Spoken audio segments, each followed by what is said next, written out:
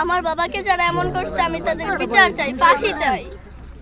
ওদেরও যেন এমন হাড়গোড় ভেঙে দেয়, আমার বাবাকে ওরা রাখে নাই।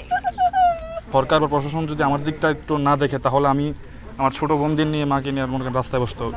ভিক্ষা করা ছাড়া বা ই করা ছাড়া কোনো উপায় নেই, যেটা সরাসরি বদলে গেলে।